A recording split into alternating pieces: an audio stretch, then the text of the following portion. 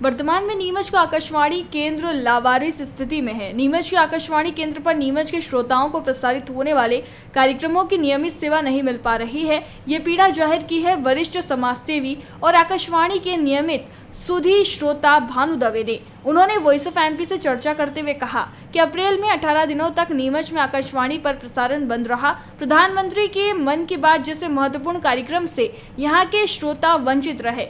नीमच में आकाशवाणी केंद्रों से कभी कार्यक्रम प्रसारित होते हैं, कभी बंद रहते हैं। इसके अलावा यहाँ बुंदेलखंड और छतरपुर आदि क्षेत्र की लोक भाषा के कार्यक्रम प्रसारित होते हैं, जबकि मालवा के लोग मालवी भाषा समझते हैं। विविध भारती और इंदौर से प्रसारित होने वाले का कार्यक्रम भी बंद है। भानु दवे का कहना है कि नीमच के आकाशवाणी केंद्र पर नियमित ढंग से कार्यक्रम प्रसारित हो, एक एंटीना और लगाया जाए ताकि विविध भारती इंदौर से प्रसारित होने वाले कार्यक्रमों का आनंद यहाँ के लोग उठा सके।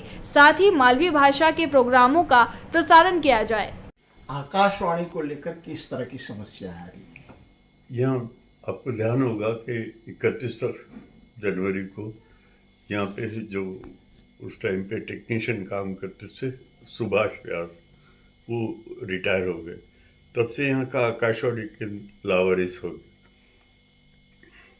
बीच में अप्रैल में करीब 18 दिन बंद रहा। उसमें प्रधानमंत्री जी के मन की बात जैसी प्रोग्राम से हम लोग वंचित रहे। 18 दिन बाद भागीरथ प्रयासों से, सबके मिले जुले प्रयासों से वो चालू तो हो गया, पर कभी बंद रहता है, कभी चालू रहता है। दूसरा ये निवेदन था कि 13 जुलाई 2011 को हमारे यहाँ ये सुविधा प्राप्त हुई नीमच के जिले के नागरिकों को। तब विविध भारती जैसा प्रोग्राम चला करता था। एक साल से क्या हुआ, ये इसको मध्य प्रदेश भोपाल कर दिया गया, जिसमें अधिकतर कार्यक्रम जो है बुंदेलखंडी और छतरपुर की लोक भाषा के, जबकि मंदसौर, नीमच, रतलाम, इंदौर, उज्जैन, शाजापुर जैसी जगह में मालवी बोली जाती है। खंडवा, खरगोन जैसी जगह निमाड़ी बोली जाती है। जो कार्यक्रम इंदौर से प्रसारित होते थे, इंदौर के जो कार्यक्रम हैं वो अब प्रसारित होना बंद हो गए। उस कारण जो यहाँ की लोक भाषा है वो उसमें कोई कार्यक्रम नहीं आते।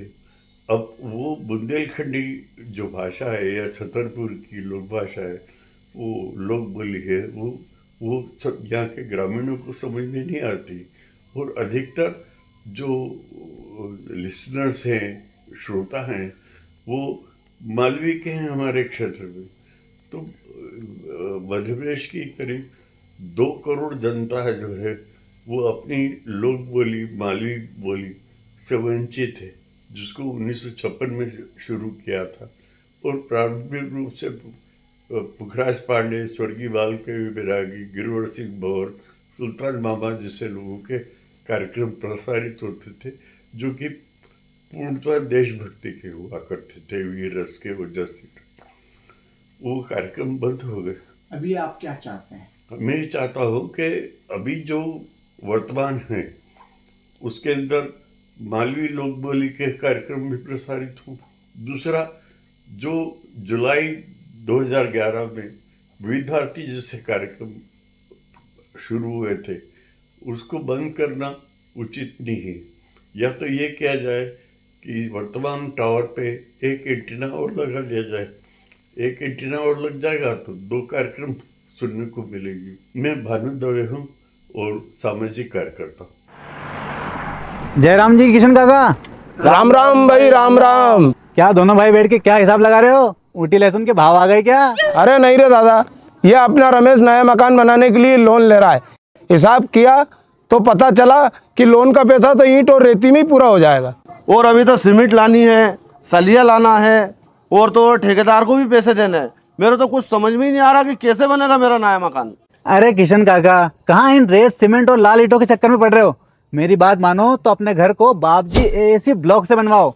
इसमें ना सीमेंट और रेत की जरूरत होती है, ना ही तराई करने की झंझट। और लाल ईंटों के मुकाबले आपका मकान काफी तेजी से बनकर तैयार हो जाएगा। इससे आपके पैसे तो बचेंगे ही, साथ ही मजबूती ऐसी कि सालों साल देखने की जरूरत नहीं।